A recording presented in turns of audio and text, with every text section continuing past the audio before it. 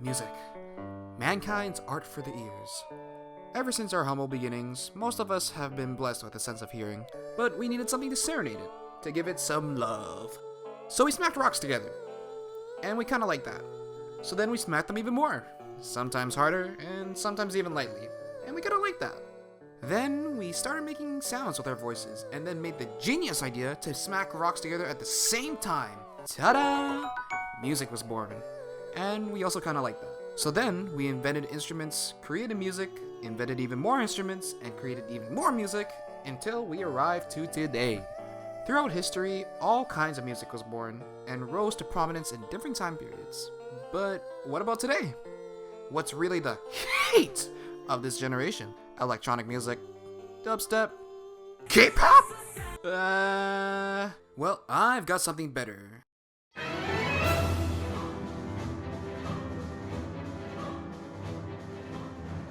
The video game industry has an endless resume of music created by masterful composers. Over the years, the complexities and elements of the industry's music have evolved alongside video games and has defined many pop culture phenomena, memes, and probably my tears. Many pieces have their own elements and structures, obviously, but it significantly adds to the context of the game. Let's take Witcher 3's battle theme, for example.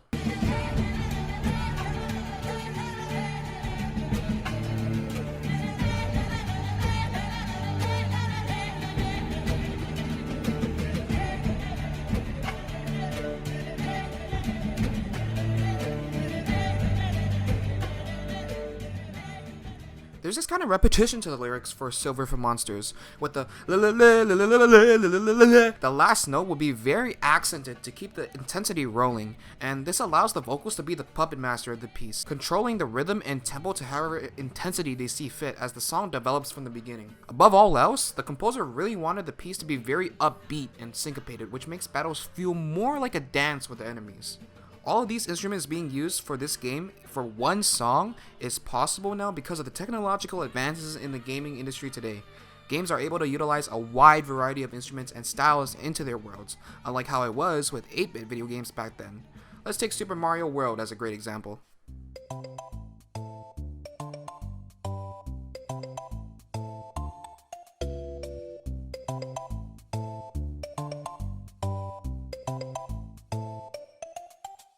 So compared to Silver for Monsters, Donut Plains only has a singular synthesized instrument used here because it's a really old game. And the form is ABAB, but there's really no development to the theme.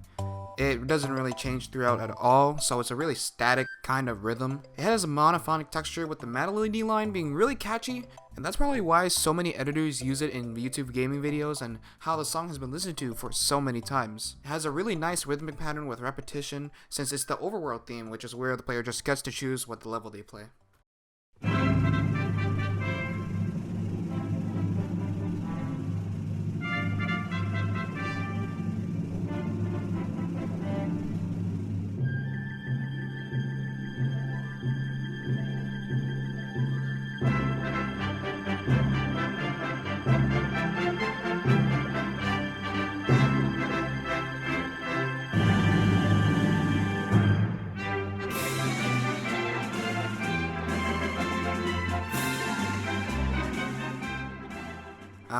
The Dragon Quest XI Overture. This overture plays in the intro of every Dragon Quest game and gets remade every time a new game is released. It always greets players by using a wide variety of instruments to accompany the trumpets in order to create a grandiose and adventurous harmony that has a very composed tempo, not speeding up or slowing down at all. Because of this, it has a rich texture that is complex yet very smooth. This is why the song is stuck in the heads of every Dragon Quest player and is representative of the DQ series. With every generation, the exposition and development around the song gets changed. This time, they wanted to give it a really smooth build-up to the first statement of the main theme, with the French horns, trumpets, and harp. Then, the snare drums, cymbals, piccolos, violas, and trombones create a huge, big dynamic around the trumpets to further enhance the grandiose harmony. Its piano to fortissimo change is actually just really insane. It's probably the best overture in the series by far.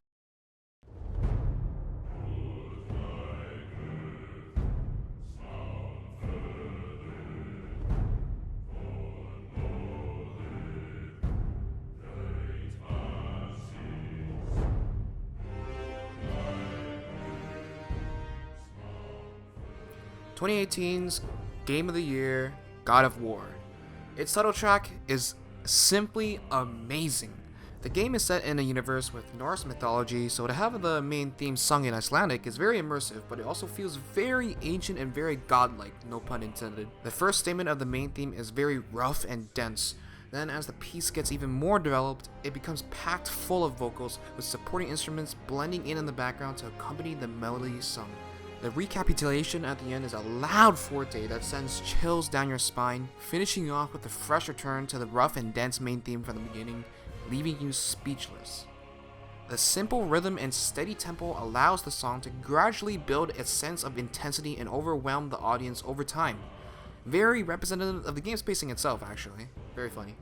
The melody is developed so well throughout the song that you hear it like 5-6 times, sometimes with a very rich texture instead of the rough and dense one, when all the instruments play together in harmony to synchronize with the vocals that are pretty much the backbone of the song. It's just too good, man. It's too good. It just fits this father and son story so good, man. Come on. So what can possibly top this song? What can actually just make this whole video the best thing in the entire world? A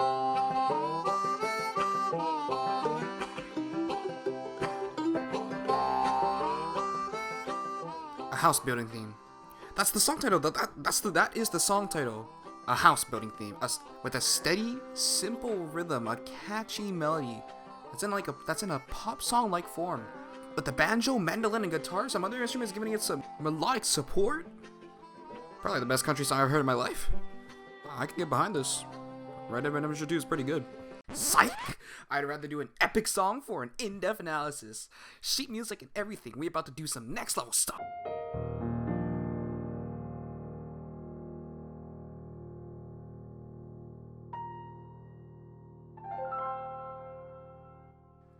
Yeah, that's pretty good.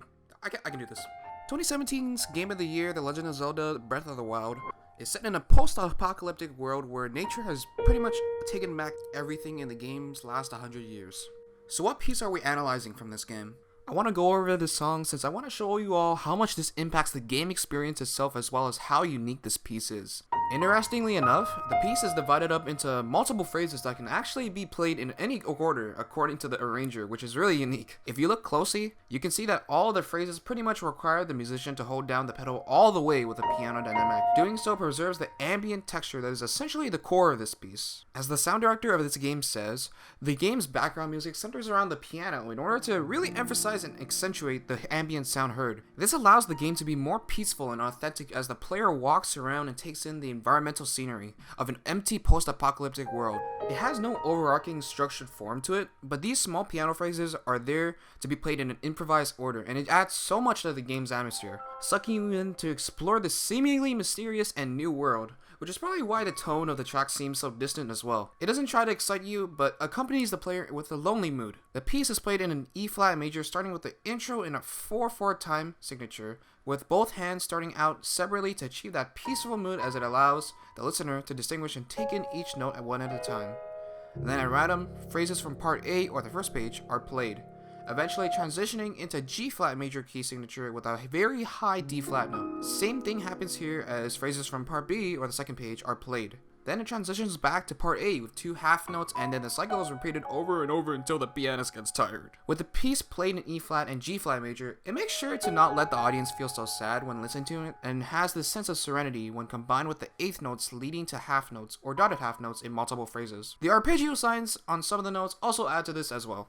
It seems that the only outlier here from this piece is A1 with its multiple 30-second notes, and it's definitely faster than the other phrases, but there's more to that. It defines the piece more accurately and accentuates the ambiance even better. It's like it's saying, yes, this world is peaceful, but there's something more out there that might pique your interest. Find it. Another interesting note is that A8 and A9 are B-flat major chords, the 5th tone of the E-flat major. No wonder why it sounds really nice and warm at times. Overall, this piece may seem odd compared to the rest of the songs in this video, but there's a lot to dissect with it, from improving the atmosphere of the game to the little bits of music elements that help the piece to function masterfully. And that's it for me today. Thank you guys for watching the video. Hope you enjoyed, and peace out.